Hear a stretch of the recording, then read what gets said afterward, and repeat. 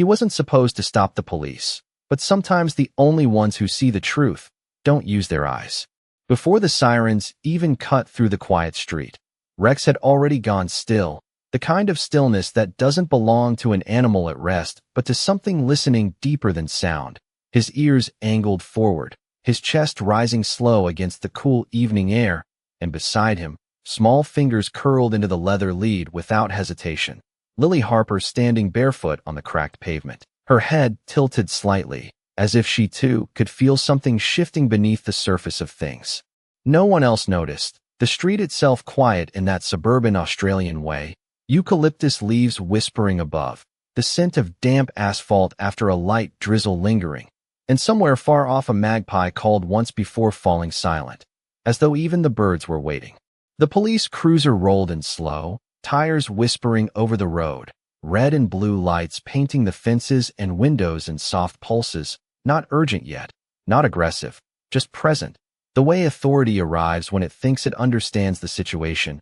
But Rex didn't move aside, not even an inch, his body placing itself between Lily and the approaching figures with a precision that felt practiced, deliberate, almost human. And when one of the officers stepped forward, hand raised in a calm gesture, voice steady, Rex didn't bark, didn't growl, didn't show teeth. He simply held his ground.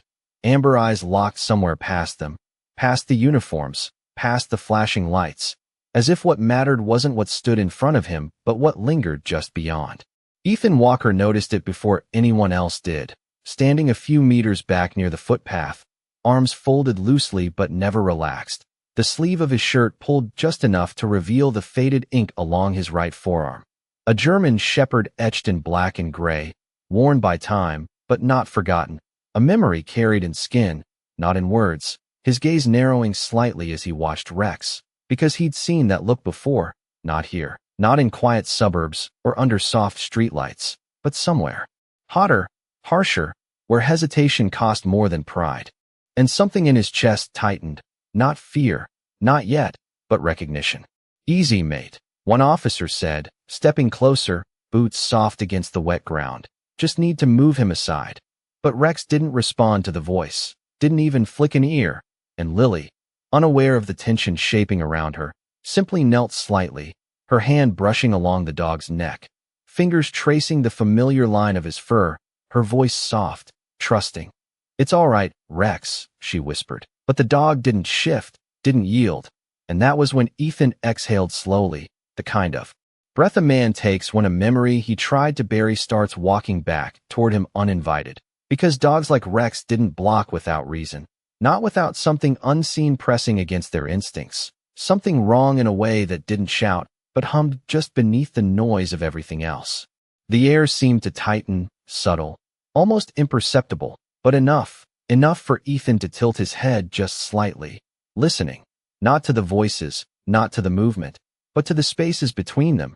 And there it was, faint, irregular, a metallic click carried through the stillness, not loud enough to draw attention, not obvious enough to alarm, just enough to exist, and Rex's gaze sharpened, his posture lowering by a fraction, weight shifting forward without aggression, just readiness. And Ethan's eyes followed the line of that attention, past the officers, past the cruiser, toward a parked vehicle sitting just off the curb, engine idling too quietly to notice unless you were listening for it, a door not fully closed, a shadow where there shouldn't have been one.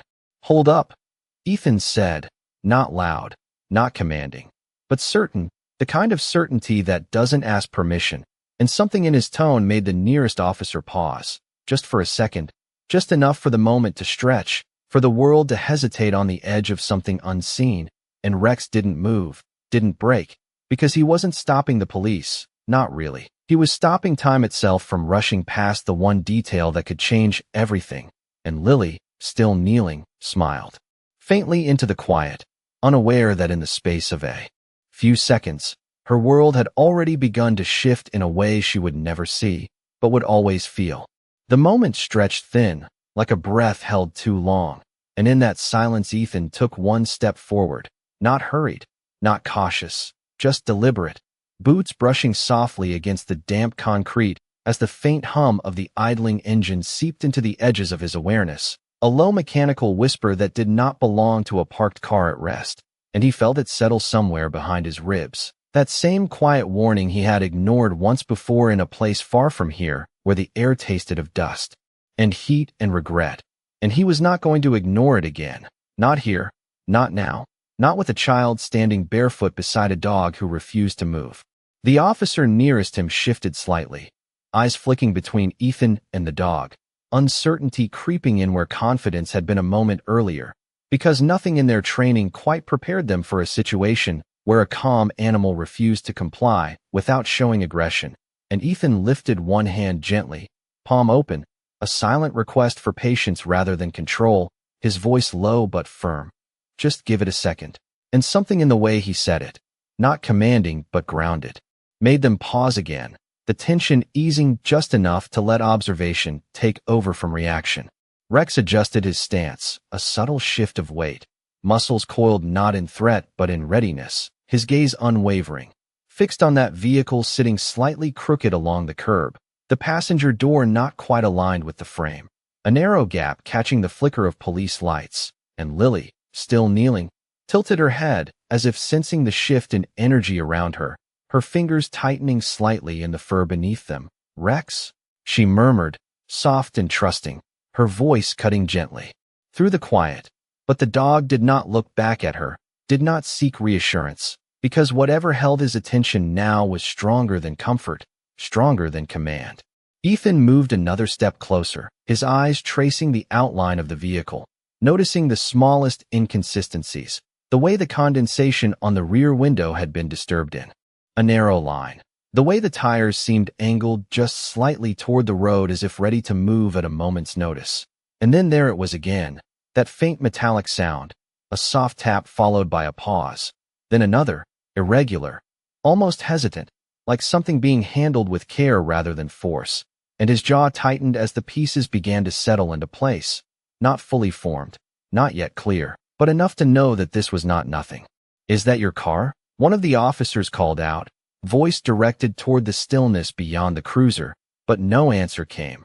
Only the low hum of the engine and the distant rustle of leaves overhead, and Rex's ears flicked once, forward then still again, his body lowering just slightly, as if bracing for something unseen to reveal itself. Ethan exhaled slowly, his right hand brushing unconsciously against the tattoo along his forearm, thumb tracing the outline of the dog inked into his skin, a habit he did not even notice anymore. And in that moment it felt less like memory and more like guidance, a quiet reminder of trust earned in places where words meant very little. And he took one more step, positioning himself just behind Rex, not to lead, not to control, but to stand where the dog had already decided he needed to be. The officers followed his gaze now, attention shifting, their posture adjusting from forward approach to cautious observation, one of them raising a hand to signal the others to hold, and the flashing lights reflected off the surface of the parked vehicle, painting it in alternating colors that revealed just enough detail to deepen the unease, the outline of a figure in the driver's seat, still, almost too still, hands low and out of clear view, head angled slightly downward as if focused on something in their lap rather than the presence gathering just meters away. Lily rose slowly to her feet, guided more by instinct than sight, her hand still resting lightly against Rex, grounding herself in the only constant she had, and she turned her face toward Ethan's voice without knowing his name. "Is everything okay?" she asked, and there was no fear in her tone, only curiosity, the kind that trusts the world to explain itself eventually. And Ethan glanced down at her briefly, something soft passing through his expression before it settled again into focus. "We are just making sure," he said quietly, careful, measured, because sometimes reassurance was not about certainty, but about presence. The air shifted again, subtle but undeniable, and the figure in the vehicle moved, just enough to catch the light differently, a hand lifting slightly, pausing mid-motion, and Rex stepped forward half a pace, not breaking into motion, not lunging, just closing the distance with intent, his body acting like a line drawn in the sand between what was known and what was not. And Ethan felt it then, that quiet alignment between instinct and understanding, the moment when a decision begins to form, before it is spoken, and he raised his voice just enough to carry without escalating. "Mate, switch the engine off and step out nice and easy." The words simple, neutral, offering a path rather than a threat. And for a heartbeat, nothing changed. The world holding itself in that fragile balance where everything could still go either way. And then, slowly, almost reluctantly, the engine noise dipped, the hum fading into silence. And the door creaked open a few centimeters more, the gap widening. Just enough for the light to slip inside, revealing a face drawn tight with something that was not quite panic but not calm either. And Rex held his position, unwavering, because whatever had been hidden was beginning to surface, not through force, not through confrontation, but through the quiet refusal of a dog who simply would not move when something was wrong. The door opened just enough for the night air to slip inside, and with it came a silence that felt heavier than before, the kind that presses gently against your chest without warning. And the man inside did not step out straight away, his hand resting against the frame as though deciding whether to move or stay, his eyes flicking once toward the officers, then past them, landing briefly on Rex. And something in that glance shifted, not fear, not exactly, but recognition, as if he had not expected to be seen, not like this, not by something that did not need explanations. Ethan did not rush him, did not fill the space with unnecessary words, because he had learned long ago that truth has its own timing, and forcing it only makes it retreat further. So he stood still, just behind Rex, allowing the moment to unfold, allowing the quiet to do what pressure never could. "Step out slowly," one officer said, voice steady, measured, but softer now, less certain than before, and the man nodded faintly, almost to himself, before shifting forward, one foot touching the road, then the other, his movements careful, controlled, as though aware that every small action carried weight now. And when he stood fully outside the vehicle, the flicker of the police lights revealed more than just his face. It revealed the tension in his shoulders, the way his fingers curled, slightly as if holding on to something invisible, something he had not yet let go of. Rex did not move closer, did not advance. He simply watched, body still aligned between Lily and the unfolding truth, his presence quiet but absolute. And Lily, sensing the shift without understanding it, reached down again, her hand finding the familiar curve of his neck, grounding herself in the rhythm of his breathing. "He is still here," she whispered softly, not to anyone in particular, just to the moment. And Ethan heard it, that simple statement, and something inside him settled, because she was right. The dog had not moved, had not wavered, and that meant something still remained unresolved. "What are you doing out here, mate?" Ethan asked, his voice calm, not accusing, just open enough to allow an answer to exist. And the man hesitated, his gaze drifting briefly toward the interior of the vehicle, then back again. And that hesitation said more than any explanation could have, a pause that carried weight, a pause that Rex noticed instantly, his ears twitching forward again, his body tightening just a fraction, enough for Ethan to feel it without looking. One of the officers stepped slightly to the side, adjusting his angle, peering into the car through the open door, and the light shifted again, illuminating the inside more clearly now, the passenger seat empty, but not untouched, a bag resting there, unzipped just enough to reveal something metallic catching the reflection of the flashing lights, not threatening, not overt, just out of place. And the officer's expression changed subtly, the kind of change that comes when uncertainty turns into quiet understanding. "Mind telling us what is in the bag?" he asked, tone still measured, but firmer now, and the man exhaled slowly, his shoulders dropping just slightly, as if the effort of holding something back had become heavier than letting it go. And he nodded once, almost relieved, before reaching back carefully, not quickly, retrieving the bag with deliberate movements, placing it gently on the bonnet of the car where everyone could see it clearly, where nothing remained hidden in shadow. Rex shifted then, just a single step forward, not aggressive, not sudden, just enough to close the space between himself and the truth, his nose lifting slightly, drawing in the scent carried through the cool air, processing it in a way no human could replicate. And then he stopped, completely still again, because whatever he had been searching for, whatever had held him in place, had now revealed itself, not through confrontation, but through presence, through patience.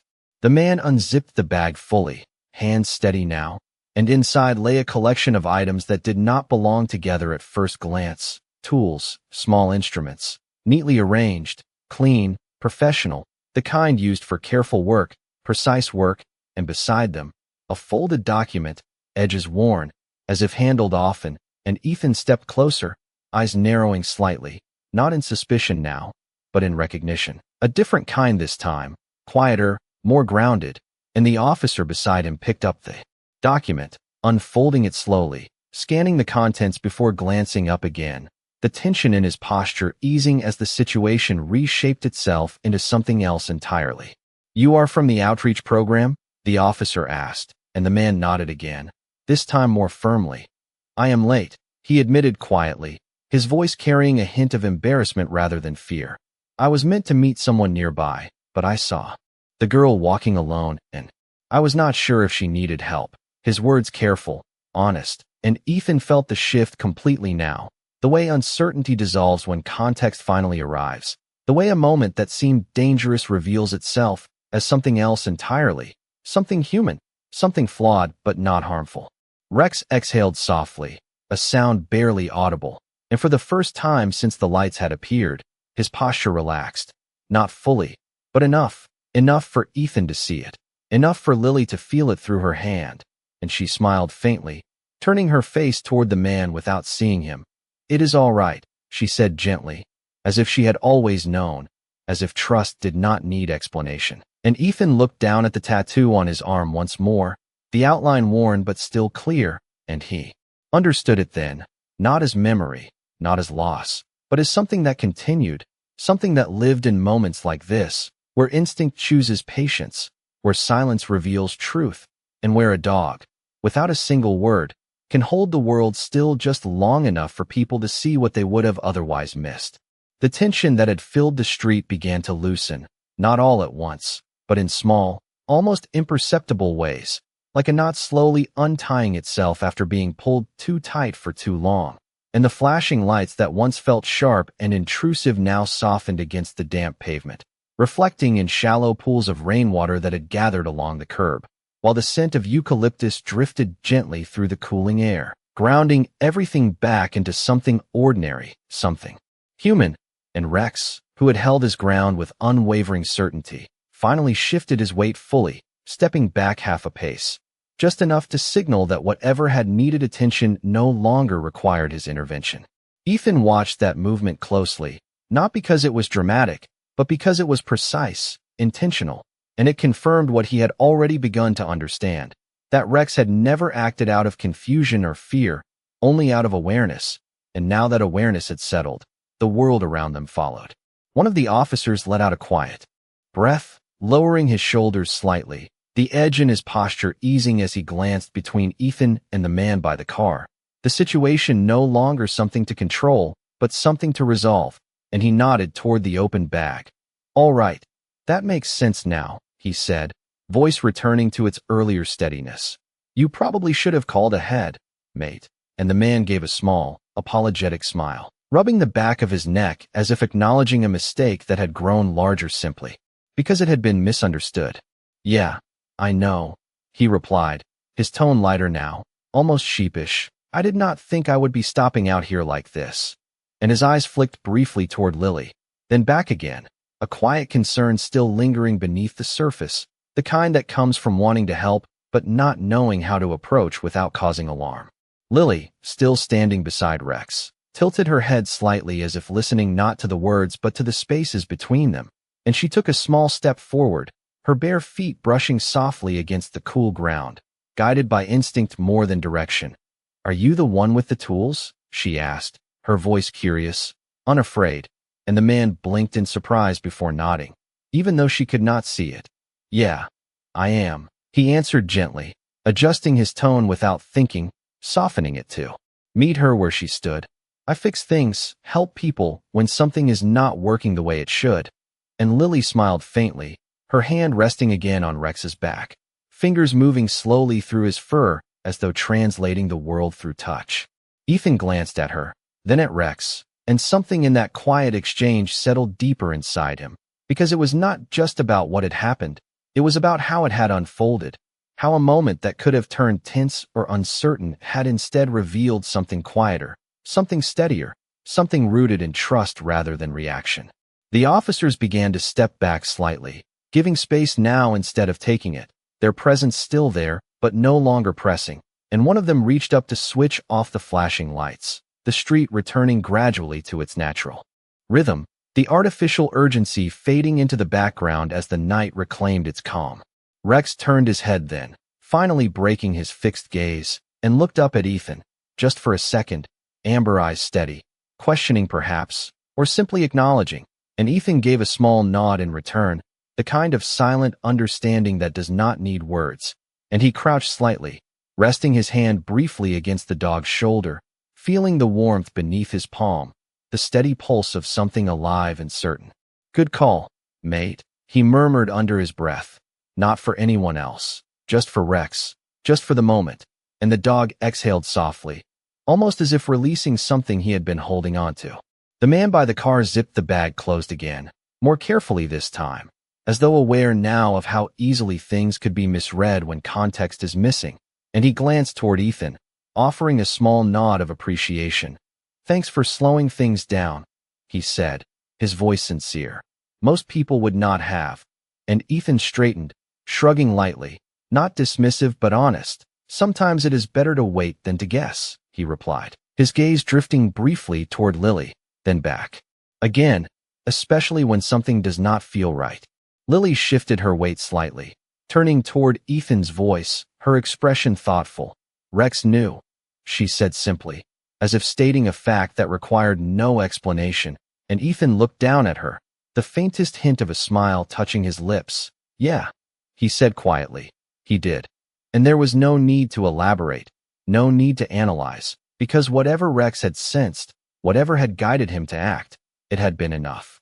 The street settled fully now, the distant hum of traffic returning, a soft breeze moving through the trees overhead, carrying with it the familiar sounds of a neighborhood easing back into its evening rhythm, and the officers, satisfied that everything was in order, began to head back toward their vehicle, one of them offering a final glance at Rex, a mix of curiosity and respect in his expression, as though recognizing that not all awareness comes from training manuals or protocols. Ethan lingered for a moment longer, watching as the man prepared to leave, watching as Lily stood quietly beside Rex, her world shaped not by sight, but by trust, and he felt something shift inside him, not dramatic, not overwhelming, just a quiet realignment, like a compass correcting itself after being off course for too long. He glanced once more at the tattoo on his arm, the lines worn but still clear, and this time it did not feel like a reminder of something lost. It felt like a continuation, a thread that had not been broken, just carried forward in different forms, in different moments, in dogs like Rex who did not need commands to know when something mattered. Lily reached down and wrapped her arms gently around Rex's neck, pressing her cheek into his fur. "You did good," she whispered softly, and the dog stood still, accepting the gesture without movement, his presence steady as ever, and Ethan turned slightly, stepping back toward the footpath, giving them space, because some moments are not meant to be interrupted, only witnessed. The night carried on around them, unchanged on the surface, but something had shifted beneath it, something small, quiet, and lasting, and though no one spoke it aloud, it remained there, in the air, in the stillness, in the understanding that sometimes the difference between confusion and clarity is not force or speed, but the willingness to pause, to trust, and to listen to the things that do not need words. The street had almost forgotten what had happened, the flashing lights gone, the distant hum of traffic settling back into its usual rhythm, and yet something lingered in the air, not visible, not loud, but present in the way people moved just a little slower, in the way their voices softened without reason, as though the moment had left behind a quiet imprint that could not be seen, but could be felt if you stood still long enough. And Ethan remained near the edge of the footpath, hands resting loosely by his sides, watching without intruding, the cool evening breeze brushing lightly against his skin, carrying with it the faint scent of damp leaves and distant sea air, familiar, grounding, real. The man with the tools closed the boot of his car gently this time, not rushed, not distracted, but deliberate, as though aware now that every small action had weight. And he glanced once more toward Lily, who stood beside Rex with her hand resting against his shoulder, her fingers moving slowly, tracing the same path again and again, not because she needed to, but because it reassured her that he was still there, that nothing had changed in the only way that mattered to her. "Do you live close by?" the man asked carefully, keeping his voice calm, respectful of the quiet that had settled between them, and Lily nodded slightly, turning her face toward him. "Just around the corner, about 50 meters, she said, her voice light, certain, as though distance for her was measured not in sight but in memory, in steps counted and turns remembered, and Rex shifted gently beside her, aligning himself with her movement even before she took a step, his body naturally, positioning to guide, to steady, to remain exactly where he needed to be without being asked. Ethan noticed it again, that instinctive coordination, the way the dog did not wait for instruction, and it stirred something in him that he had not felt in a long time. Not since the days when trust between man and dog had meant the difference between uncertainty and clarity, when silence carried more meaning than orders ever could. "I can walk with you if you like," the man offered, not out of obligation, but out of something quieter, something human, and Lily smiled faintly, her head tilting just a fraction as though considering the offer not with her eyes, but with her sense of the moment. "Rex already knows the way," she said gently, and there was no rejection in her tone, only truth, simple and complete, and the man nodded, understanding without needing to explain further, stepping back slightly to give her space, to respect the bond that did not require assistance. Ethan shifted his weight, glancing once more at the tattoo on his arm, the outline of the German shepherd catching the dim streetlight, and for a moment he could almost feel the memory behind it, not as something painful, but as something steady, something that had shaped him without breaking him, and he exhaled slowly, the breath leaving him softer than before, as though something inside had settled into place. Lily took a small step forward, her bare foot touching the cool concrete, then another, her movement cautious but confident, guided not by sight but by familiarity, and Rex moved with her, not pulling, not pushing, simply existing at her side in perfect rhythm, his presence a constant that required no explanation, and as they reached the corner of the street, she paused briefly, turning her head slightly back toward Ethan without knowing exactly where he stood. "Thank you," she said quietly, not for anything specific, but for the way the moment had unfolded, for the way nothing had been rushed or forced, and Ethan gave a small nod, even though she could not see it. "You are all right," he replied, his voice low, steady, and for him, that was enough. The man with the tools lingered by his car for a moment longer, watching them disappear slowly around the corner, the soft sound of footsteps fading into the distance, and he shook his head lightly, a small, thoughtful smile forming as he leaned back against the door. "That dog, he knew something was off before any of us did," he said quietly, more to himself than to Ethan, and Ethan did not answer straight away, his gaze still fixed on the empty stretch of road where Rex and Lily had been moments before, and when he finally spoke, his voice carried a calm certainty. "They always do," he said, and there was no need to explain further, no need to justify, because some things are understood not through logic, but through experience, through moments like this that settle quietly into memory and stay there. The breeze picked up slightly, rustling the leaves overhead, and a distant car passed by, its headlights sweeping briefly across the street before fading again, and Ethan turned slowly, stepping back onto the footpath, his boots making a soft sound against the ground as he began to walk, not toward anything in particular, just forward, just away from the moment now that it had found its place. His hand brushed once more against the tattoo on his arm, thumb tracing the familiar outline without thinking, and this time it did not feel like something he carried out of habit. It felt like something alive, something present, something that had just been reminded to him in the quietest way possible. The night closed in gently around him, not heavy, not dark, just calm, and somewhere in the distance a dog barked once, then fell silent, and Ethan allowed himself the smallest hint of a smile, not because something extraordinary had happened, but because something simple had been understood, something that did not need to be spoken aloud to matter. And as he continued walking, the rhythm of his steps steady, unhurried.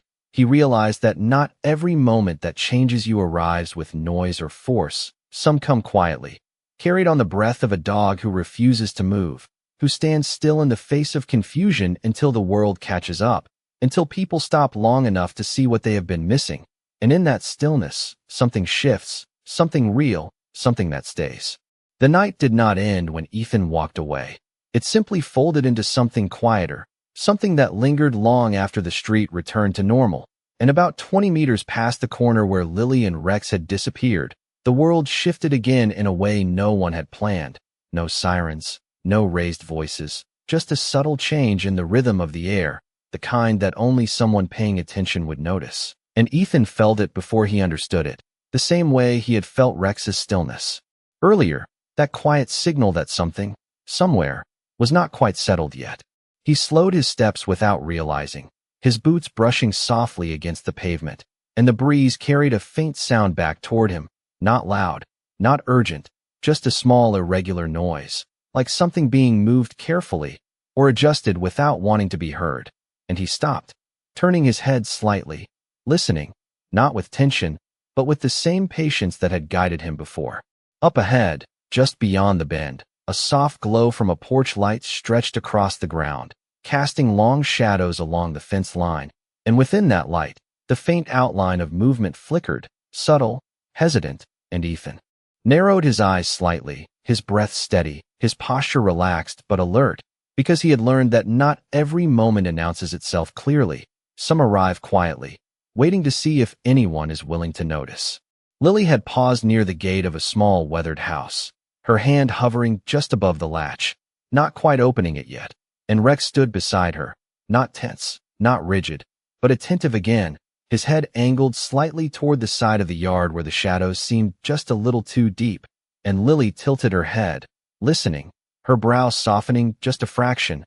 "Rex," she murmured, her voice low, curious, and the dog responded not with movement, but with presence, stepping half a pace forward, placing himself between her and the darker edge of the yard without making it obvious, without drawing attention, just enough to shift the balance. Ethan moved closer, not rushing, not calling out, just walking with quiet intention, and as he approached within a few meters, he saw it more clearly, the shape near the fence, a figure partially obscured by shadow, still, watching, not threatening, not advancing, but not leaving either, and Ethan felt that same quiet alignment settle inside him again, not fear, not urgency, just understanding that the moment required attention, not reaction. "Evening," he said gently, his voice calm, carrying just enough to reach without startling, and the figure shifted slightly, stepping forward into the light, revealing an older woman, her posture cautious but not closed, her hands clasped loosely in front of her as though unsure whether to step closer or step back.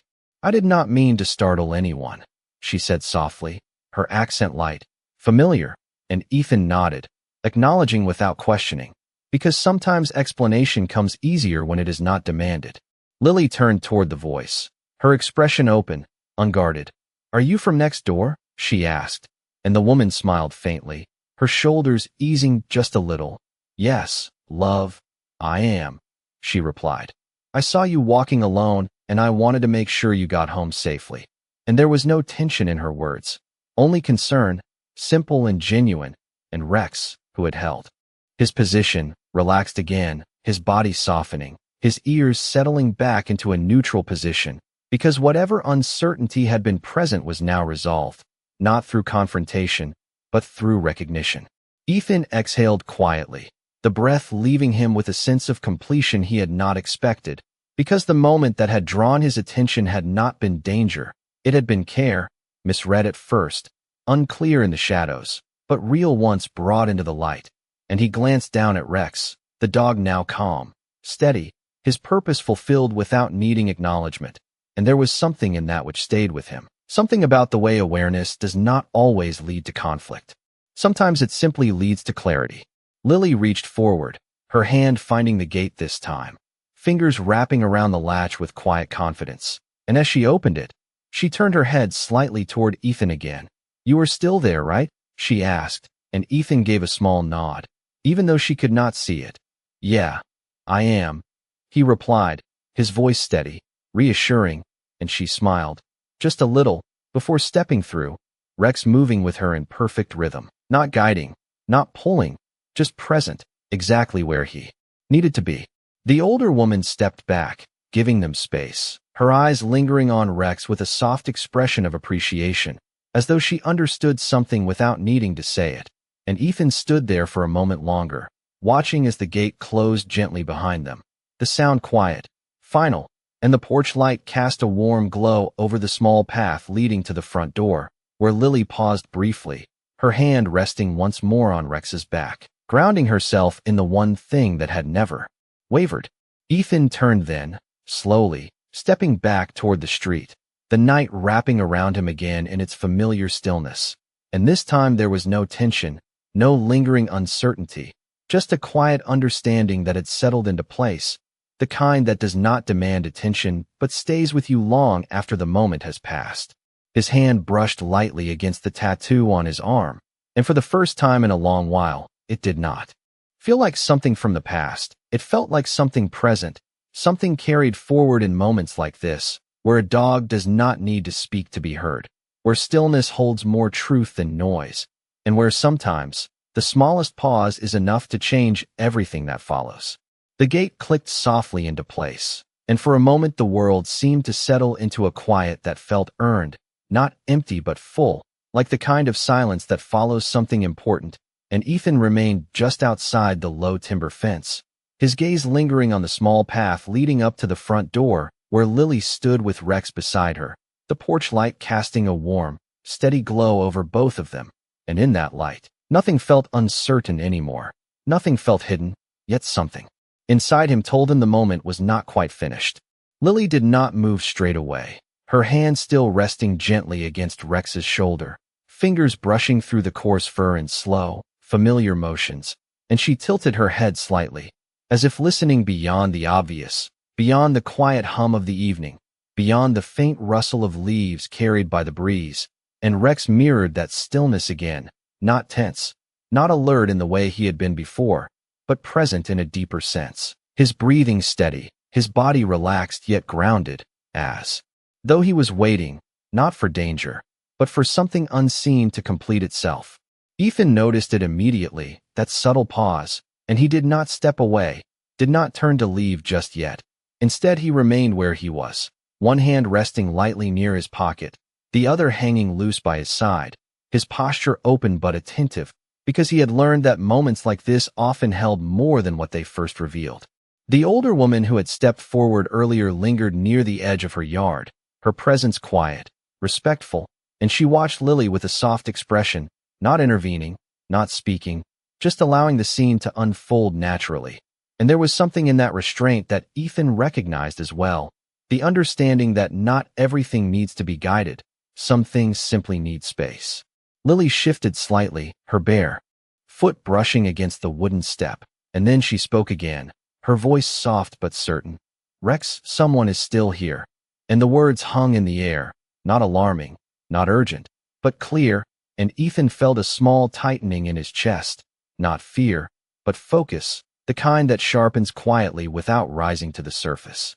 Rex did not move immediately, but his ears angled forward just a fraction, his head turning slightly toward the side of the house where the light did not quite reach, where shadows gathered just enough to obscure detail, and Ethan followed that line of attention once more, his eyes adjusting, scanning the darker edge of the yard, and for a brief moment, nothing shifted, nothing revealed itself, just stillness layered over stillness. Then, a soft sound, barely more than a breath, carried through the quiet, the faint scrape of something against timber, not sharp, not sudden, just enough to exist, and Ethan took a slow step forward, his boots making no more than a whisper against the ground. "Who is there?" he called gently, his tone calm, not demanding, just inviting an answer to come forward on its own terms.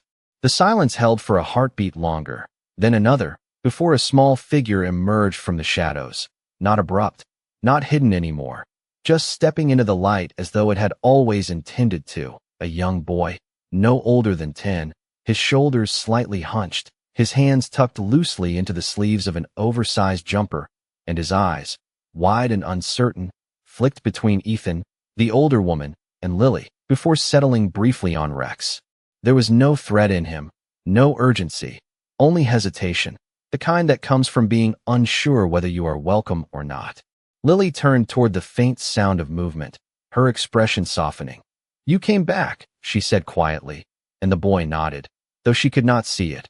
"I just wanted to make sure you got home," he replied, his voice low, almost apologetic, and Ethan felt something shift again, not tension this time, but understanding, the kind that settles gently rather than sharply.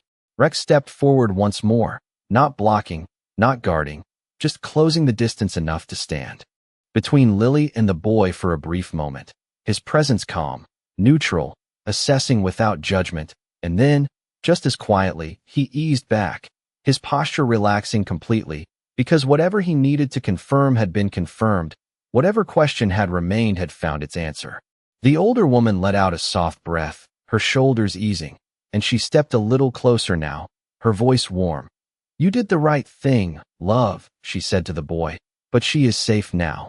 And the boy nodded again, shifting his weight slightly as if unsure whether to stay or leave, and Ethan watched him for a moment, recognizing that same quiet instinct that had brought him back, not out of fear, not out of obligation, but out of care, simple and unspoken. Lily smiled faintly, her hand still resting on Rex. "Thank you," she said gently, and the boy's expression softened, the tension in his shoulders easing just enough to show that the moment had resolved itself, not through instruction, not through force, but through understanding. Ethan exhaled slowly, the breath leaving him lighter than before, and he glanced down at Rex, the dog now completely at ease, his role fulfilled not once, but twice in a single evening, without needing recognition, without needing reward, and Ethan gave the smallest nod, a silent acknowledgement of something deeper than action. The boy stepped back slightly, offering a shy wave before turning toward the street, his footsteps light against the pavement as he disappeared into the quiet, and the older woman returned to her yard, her presence fading just as gently as it had appeared, leaving the space calm once more. Lily turned toward the door again, her hand finding the handle with quiet certainty, and as she opened it, she paused just long enough to speak one more time, her voice soft but sure. "Rex always knows," and then she stepped inside, the warm light spilling briefly onto the path before the door closed behind her, leaving only the night and the quiet understanding it carried. Ethan remained there for a moment longer, looking at the closed door, then at Rex through the glass, the silhouette of the dog still steady, still present, and he felt it settle fully now, that quiet truth that had followed him since the beginning of the night, that sometimes the ones who see the least understand the most, and sometimes it is not about stopping something from happening, but about standing still long enough for the right thing to reveal itself. The door closed with a soft wooden click, and the light from inside faded into a gentle glow behind the frosted glass, leaving the street once again wrapped in the quiet rhythm of the night. But this time the silence felt different, fuller, as if it carried the echo of everything that had just unfolded, and Ethan stood there for a few seconds longer than necessary, his gaze resting on the faint outline of Rex visible through the door, the dog unmoving, steady, like a sentinel who had completed his watch without ever announcing it.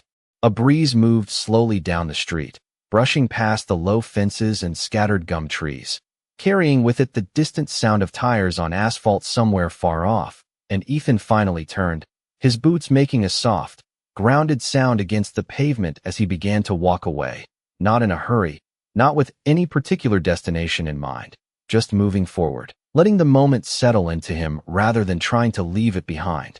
His hand drifted again to his forearm, thumb tracing the familiar lines of the German shepherd inked into his skin, and this time the gesture was not absent-minded. It was intentional, almost reflective, because something about tonight had shifted the meaning of that mark, not erased its past, but expanded it, given it something new to hold.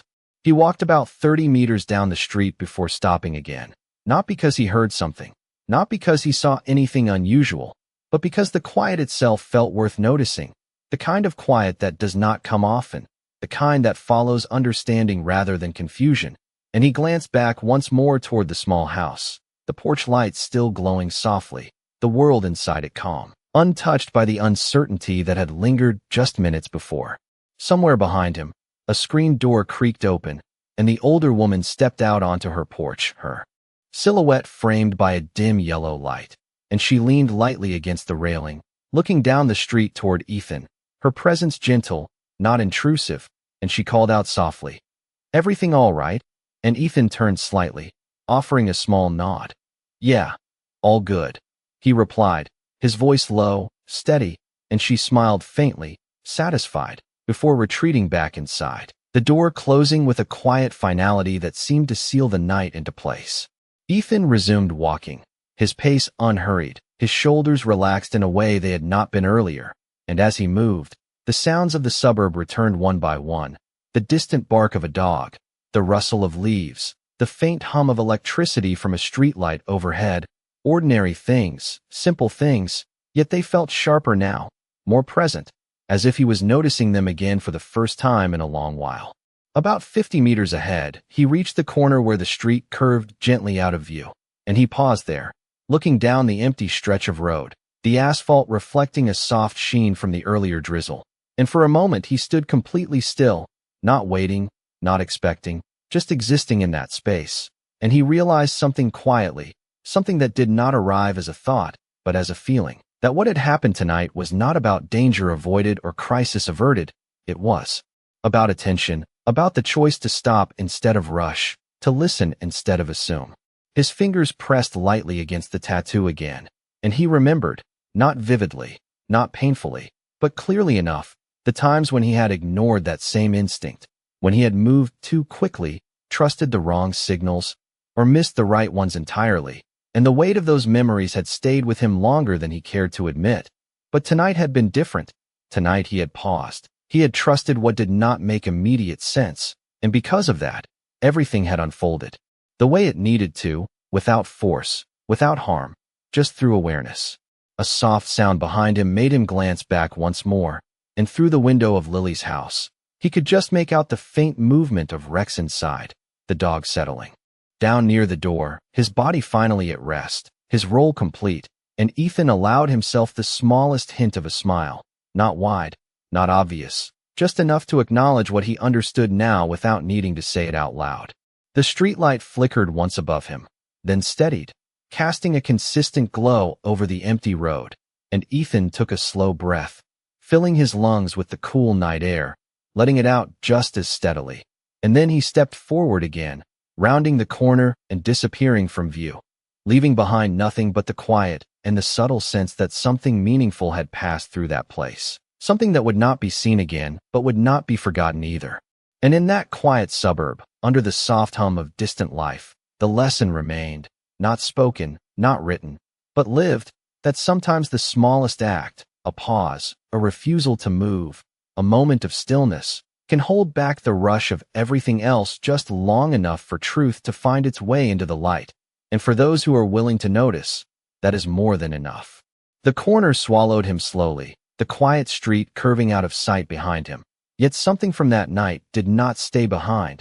It moved with him, settling into the rhythm of his steps, into the space between each breath. And as Ethan walked, he realized that some moments do not end when you leave them. They follow, not loudly, not demanding attention, but present in a way that changes how you see what comes next. About 100 meters down, the suburb opened slightly, the road widening near a small park bordered by low fencing and scattered gum trees, their pale trunks catching the glow of the streetlights, and the scent of damp earth drifted upward from the grass, richer here, deeper, as though the ground itself held onto the memory of the rain. Ethan slowed without thinking, his gaze drifting toward the park, not because anything stood out, but because the quiet invited it, and he stepped off the pavement, boots brushing softly against the edge of the grass, the ground yielding slightly beneath his weight, the kind of small detail most people would not notice, but tonight, everything felt just a little more defined.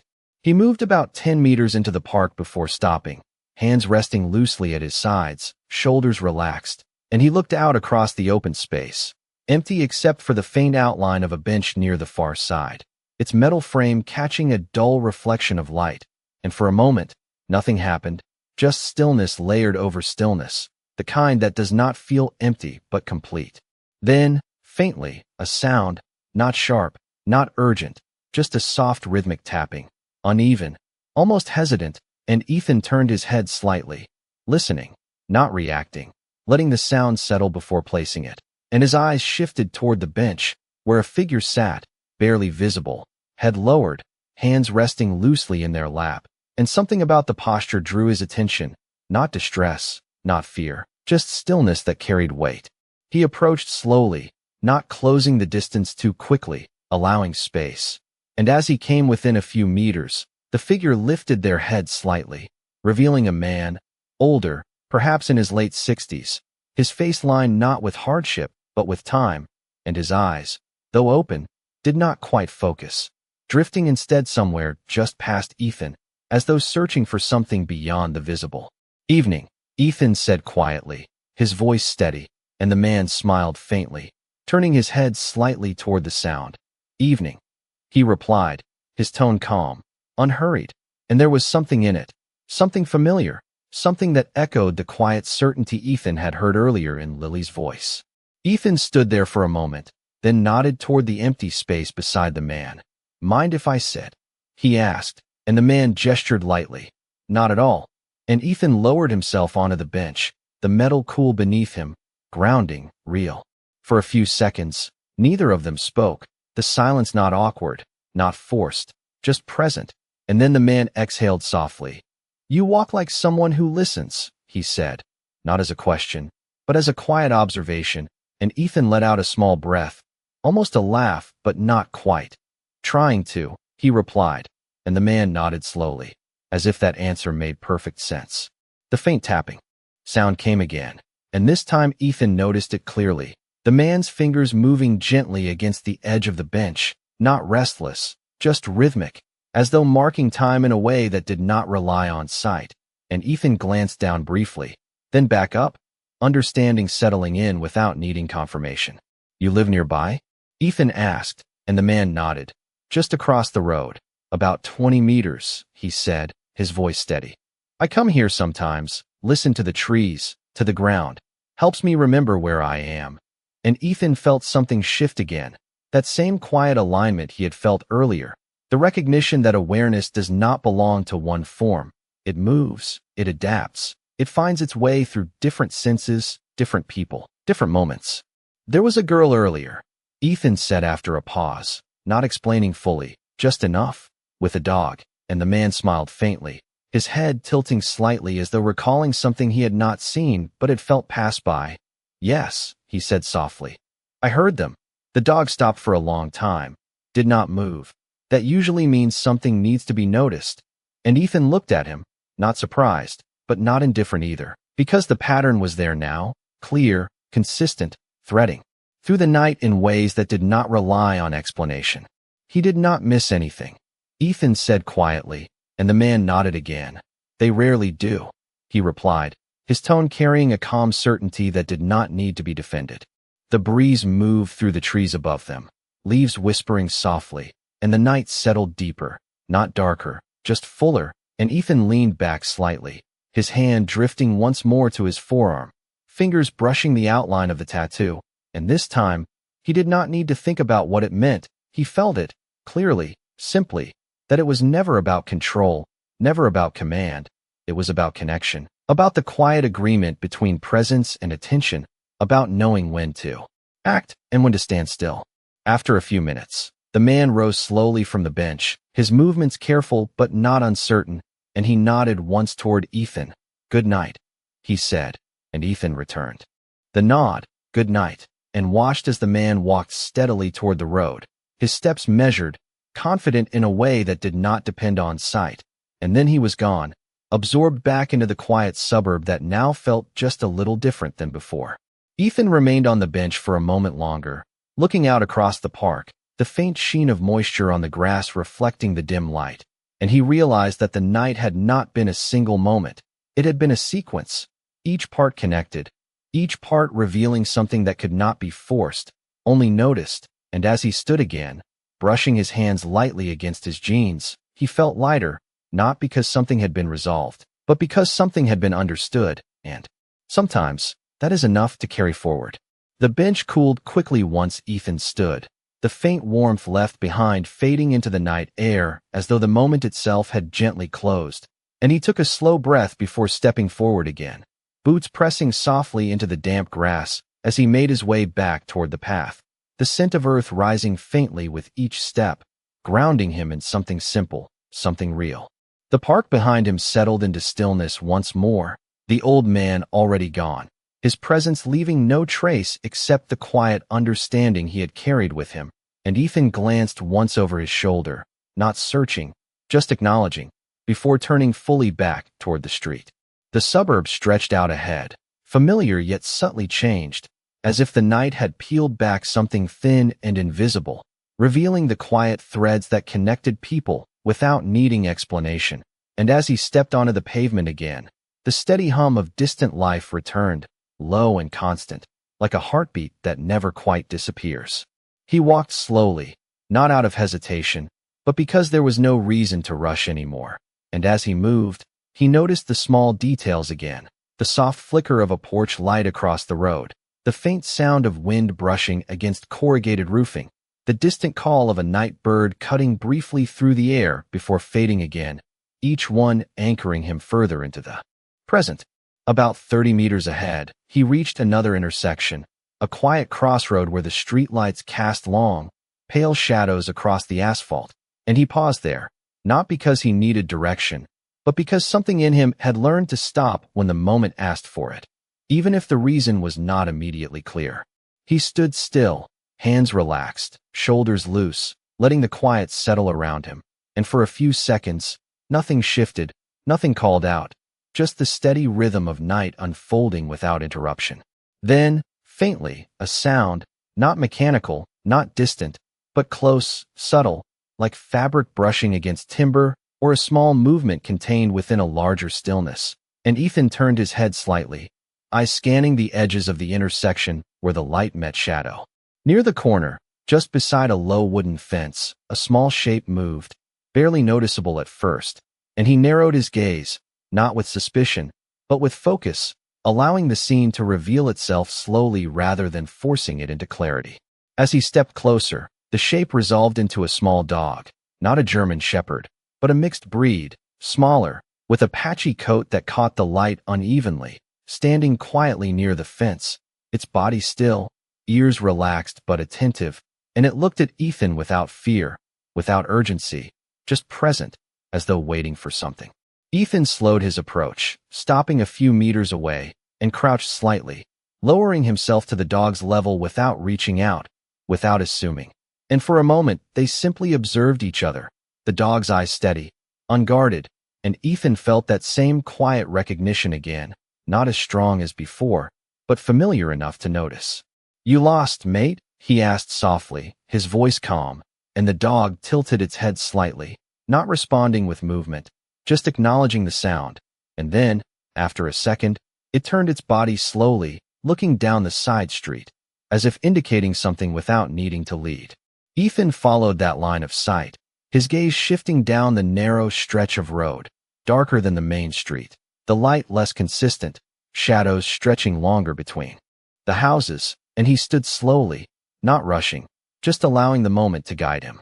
The small dog remained where it was, not moving forward, not retreating, simply holding its position, and Ethan took a step toward the side street, then another, his attention focused not on the dog anymore, but on what lay ahead, because he had learned that sometimes the message is not in the one who signals, but in the direction they point.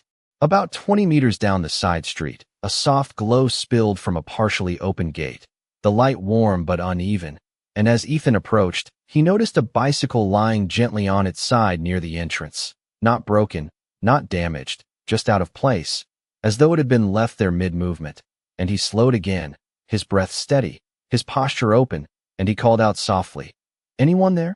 His voice carrying just enough to reach without echoing.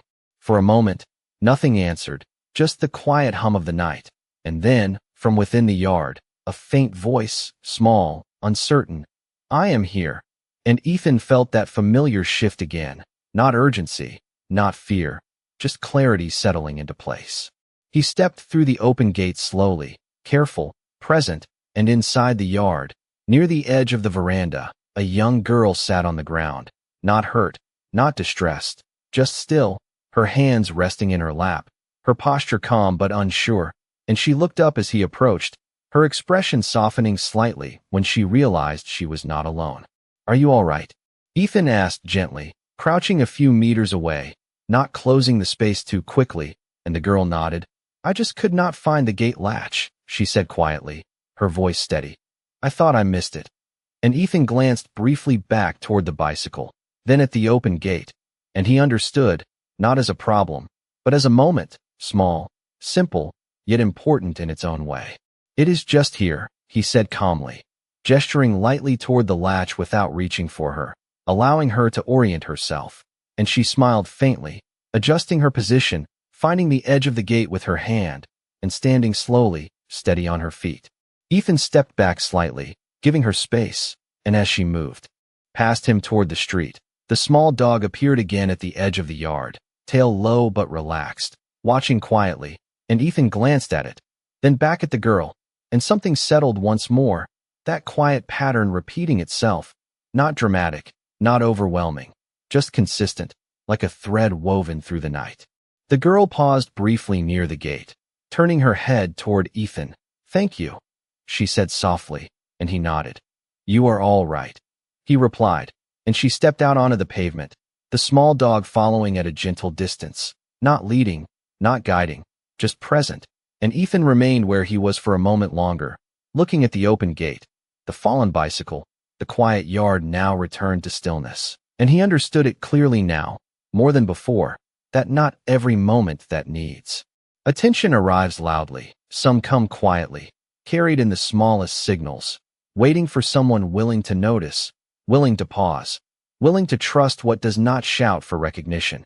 And as he turned once more and stepped back onto the street, the night continued around him, unchanged on the surface, but deeper now, richer, filled with the quiet certainty that awareness, once chosen, does not fade, it stays, guiding each step forward in ways that cannot always be explained, only lived. The gate eased shut behind the girl with a soft wooden tap, and the small dog lingered for a moment on the pavement before slipping quietly after her, its presence as gentle and unobtrusive as it had been from the start, and Ethan remained standing just outside the yard, his gaze resting on the now still scene, as though letting it settle fully before moving on. The bicycle lay where it had been, undisturbed, its front wheel catching a faint glint of light, and the open yard behind it returned to silence, the kind that does not feel empty but complete, as if the moment had reached its natural end without needing anything more. Ethan stepped back onto the footpath slowly, his boots pressing lightly against the damp concrete, and he took a steady breath, the cool night air filling his lungs, grounding him again in the present, and as he exhaled, he felt something shift deeper inside, not dramatic, not sudden, but certain, like a quiet understanding settling into place. He began to walk again, his pace even, unhurried, and the street ahead stretched out under the soft glow of the streetlights, their pale light reflecting faintly off the road, creating long, muted lines that guided his path forward, and as he moved, the familiar sounds of the suburb returned once more, the distant hum of a passing car, the faint creak of a fence shifting in the breeze, the subtle rhythm of life continuing without interruption. About 40 meters ahead, he reached a stretch of road that dipped slightly, the gradient gentle but noticeable underfoot, and as he descended, the air seemed cooler there, heavier with the scent of damp soil and grass, and he slowed again, not out of caution, but because something about the stillness invited it, the kind of stillness that asks to be noticed rather than ignored. He paused near the bottom of the dip, his gaze drifting across the quiet houses that lined the street, their windows dark, their outlines soft against the night, and for a few seconds, nothing moved, nothing called out, just the steady presence of the moment itself. Then, faintly, a sound, not sharp, not urgent, just a soft, irregular tapping, similar to what he had heard earlier in the park, but closer now, more contained, and Ethan turned his head slightly, listening, letting the sound settle before placing it, and his eyes shifted toward a small driveway just a few meters away, partially lit by a dim porch light. At the edge of the driveway, a figure stood, barely visible at first, but as Ethan stepped closer, it resolved into a woman, middle-aged, her posture relaxed but attentive, her hands resting lightly against the top of a wooden gate, and she turned her head as he approached, her expression calm, not startled, as though she had expected someone to pass by eventually.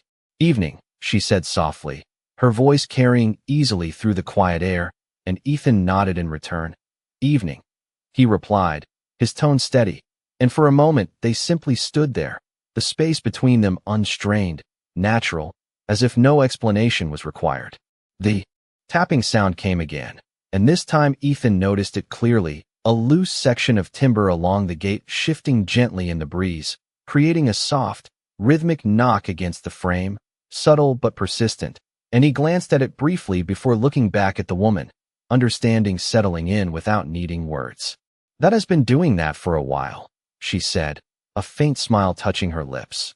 "I keep meaning to fix it, but I suppose it reminds me to listen." And Ethan let out a small breath, not quite a laugh, but something close, because the pattern was there again, simple, consistent, moments that asked for attention not through urgency, but through quiet repetition. "It does that," he said, his voice low, thoughtful, and the woman nodded slightly, her gaze drifting briefly toward the street, then back again. "You seem like someone who notices things," she added, not as a question, but as an observation, and Ethan shrugged lightly, not dismissive, just honest. "Trying to more," he replied, and she gave a small nod, as though that was enough. The breeze shifted again, brushing lightly against the gate, the timber tapping softly once more, and Ethan glanced down briefly, his hand drifting to his forearm, fingers tracing the familiar outline of the tattoo, and this time the gesture felt different again, not reflective, not searching, but settled, as though the meaning behind it had found its place. "Good night," the woman said gently after a moment, her voice carrying a quiet finality, and Ethan nodded. "Good night," he replied, and turned once more toward the road, stepping forward with the same steady rhythm, leaving the soft tapping behind him as the street opened up ahead.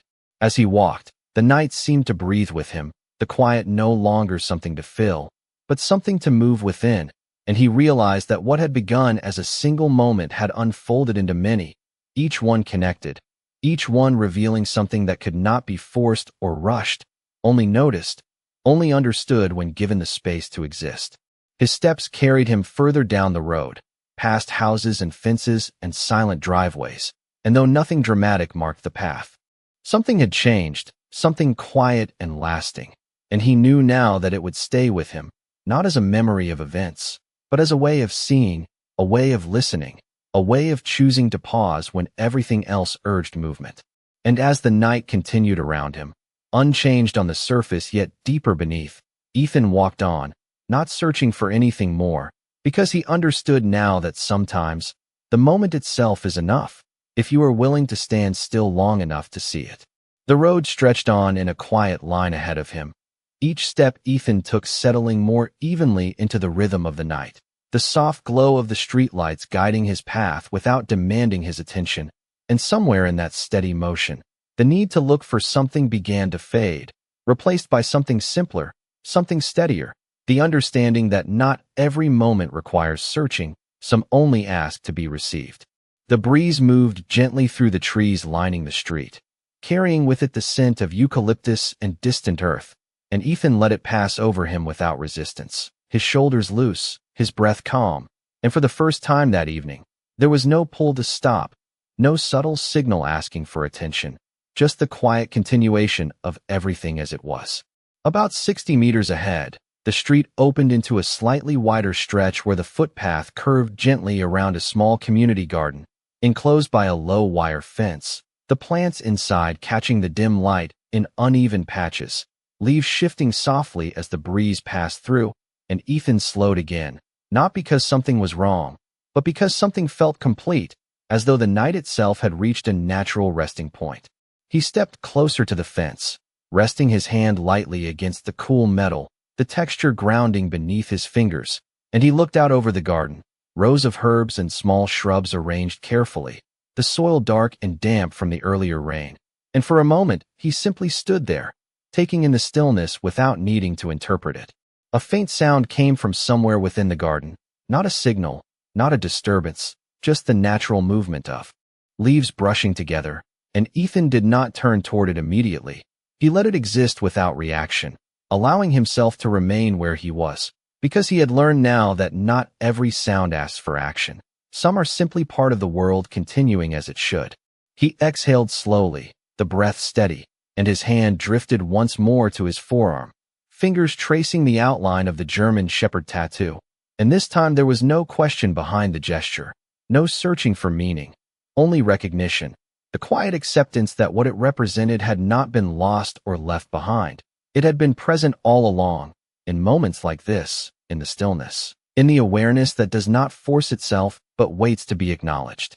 He glanced down briefly, the ink catching a faint reflection of light, and then he looked back out over the garden, and for the first time, the memory behind the tattoo did not feel heavy.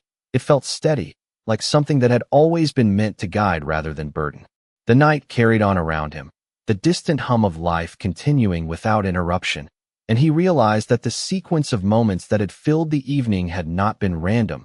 They had been connected in a way that did not require explanation, each one building on the last, not through urgency or escalation, but through attention, through the simple act of noticing and choosing to pause.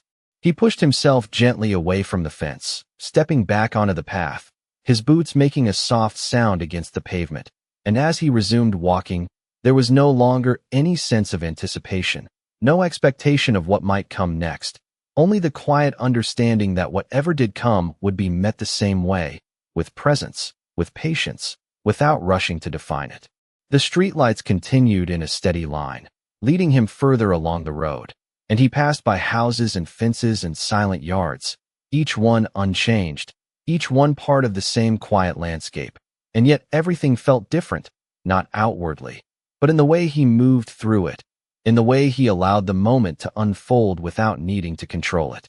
About 80 meters further on, he reached the end of the street, where it met a wider road, the sound of passing cars more noticeable here, the world opening slightly beyond the quiet suburb. And he paused there, looking out at the movement, the headlights passing in steady intervals, and he did not feel drawn to it, did not feel the need to step into it just yet. Instead, he stood still, allowing the contrast to exist without choosing between it. His hand rested once more against his forearm, not tracing the tattoo this time, just resting there. And he took a slow breath, the air cooler here, carrying the faint scent of asphalt and distant activity, and he realized that the night had given him something simple but lasting, not a lesson to hold on to, not a memory to revisit, but a way of being that did not need to be named, only lived. He turned then, not back toward where he had come from, but forward, stepping onto the wider path that ran alongside the road, his pace steady, unhurried, and as he moved, the quiet understanding stayed with him, not as a thought, but as a presence, something that would not fade with distance or time.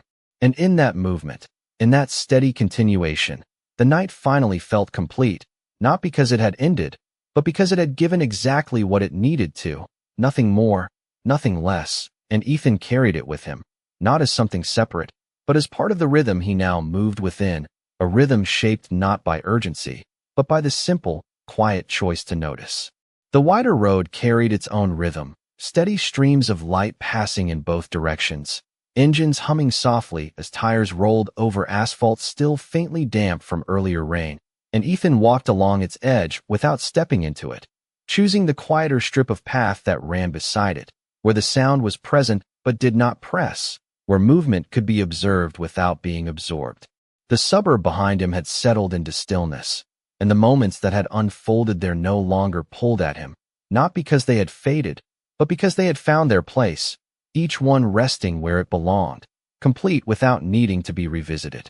He moved at an even pace, his steps measured, unhurried, and the air carried a different scent here, less of soil and leaves, more of warm bitumen and distant sea breeze, a subtle shift that marked the transition from one space to another, and he noticed it without analyzing it, simply letting it register as part of the world continuing as it always had.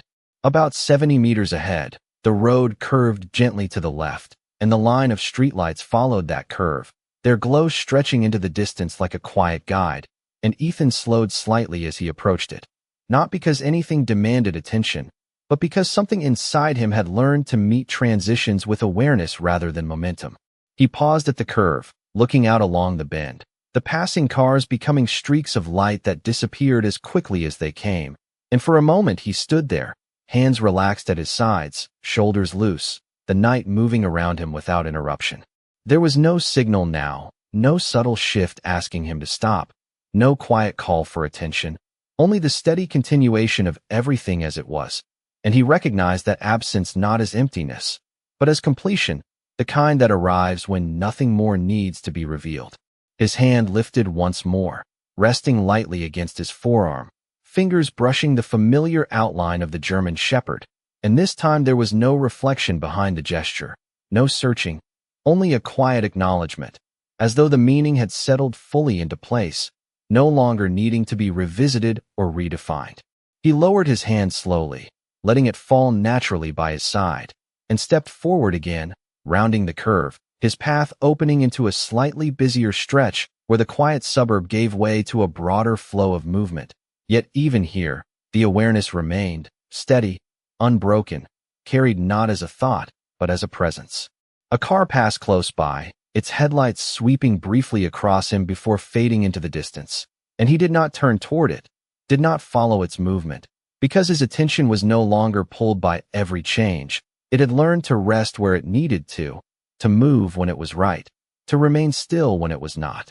The pavement stretched ahead, in a straight line now, bordered by low fencing and sparse trees, their shadows shifting gently under the streetlights, and Ethan walked along it with the same steady rhythm, his breath even, his steps grounded, and there was a sense now, not of searching or waiting, but of simply being within the moment as it unfolded. Somewhere behind him, far enough to be barely audible, a dog barked once, then fell silent, and the sound did not pull him back, did not call him to turn. It simply existed, part of the world continuing as it always would, and he allowed it to pass without holding on to it. He walked another 50 meters before slowing again, not because he needed to, but because the night itself seemed to soften there, the streetlights spaced slightly further apart, the shadows deeper but not unsettling, and he stood still once more, not out of habit now, but out of understanding, letting the quiet settle fully around him. There was nothing left to reveal, nothing left to interpret, only the steady presence of the moment itself, complete in its simplicity, and Ethan felt it clearly, not as a conclusion, but as a quiet certainty, that the night had given everything it needed to, not through grand events or dramatic turns, but through the smallest pauses, the simplest acts of attention, the willingness to stand still when everything else moved. He took a slow breath, the air cool and steady, and exhaled just as evenly, his shoulders loosening further, and then he stepped forward again, not looking back, not needing to, because what mattered was no longer behind him.